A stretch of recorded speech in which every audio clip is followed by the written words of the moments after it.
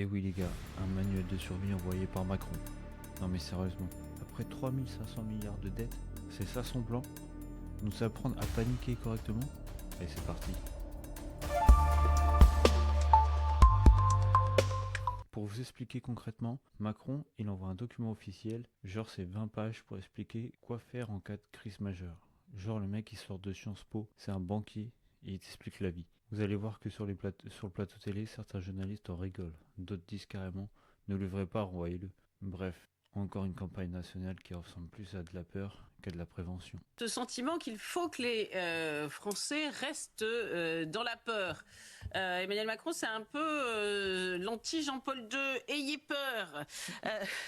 Alors c'est plus qu'un flyer, hein. C'est un manuel. Il y a 20 pages. Alors il nous parle des diverses menaces, un manuel de survie donc face aux menaces. Donc il y a le conflit armé, bien sûr, mais les catastrophes naturelles, les accidents industriels, les attaques cyber, et puis bien sûr. Non mais les gars, déjà qu'on n'a pas d'argent pour les hôpitaux, pas d'argent pour l'armée, mais par contre si on a de l'argent, on trouve de l'argent pour imprimer des manuels de survie écrits par soi-disant Macron. On les a connus, on en a connu une, les épidémies et le problème sanitaire. Alors c'est calqué sur le modèle suédois. Vous savez qu'en Suède et en Finlande, à la fin 2024, alors là c'était clairement dans le contexte de la guerre. Au lieu de rassurer les Français, qu'est-ce qu'il fait? On nous entretient dans une peur permanente. Il essaie trop de nous faire peur avec la guerre. Déjà qu'il avait fait le kit de survie, maintenant il nous fait un manuel. Non mais il se croit où lui? Toujours plus de panique, toujours pour essayer de plus nous contrôler. Guerre en Ukraine, on a donné ce type de manuel donc aux Finlandais et aux Suédois. Alors on nous dit que là, non, il ne faut pas s'inquiéter, c'est pas lié. Mais c'est exactement ça. Macron, il nous dit que tout va bien. L'économie elle va repartir et tout. Mais en même temps, il est en train de nous préparer à la catastrophe. Cherchez l'erreur. Il y a un problème, non?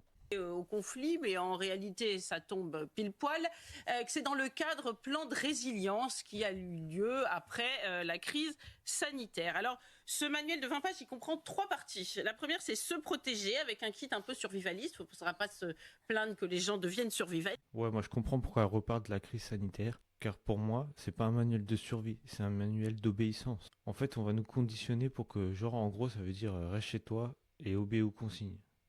Genre, lis le manuel et tu fais que ce qui est écrit dans le manuel. Mais c'est un truc de ouf.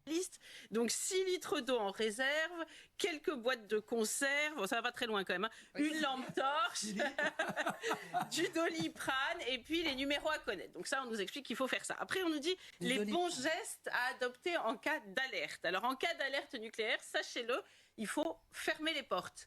Mais cela dit, c'était en cas d'alerte nucléaire, on a rarement envie d'aller cueillir des champignons. Les fenêtres aussi. Ah oui, hein. Les fenêtres aussi, c'est important. Donc ça, il paraît que ce sera dans le guide. Et puis, la dernière partie, c'est plutôt engagez-vous, rengagez-vous. C'est un appel aux uns et aux autres pour s'investir, un appel patriote. Non mais les gars, c'est tellement absurde, il nous prend vraiment pour des abrutis. Donc moi les gars, ce que je peux vous dire, leur manuel de survie à la con, c'est essayer de nous maintenir dans la peur, mais le notre pouvoir qu'on a, c'est leur envoyer leur propagande en pleine figure. Je sais pas ce que vous en pensez, dites-le moi en commentaire. Est-ce que vous aussi vous trouvez ça tellement absurde? En tout cas, je vous dis à la prochaine pour une nouvelle actu. N'hésitez pas à me dire en commentaire ce que vous en pensez, et on se dit à la prochaine.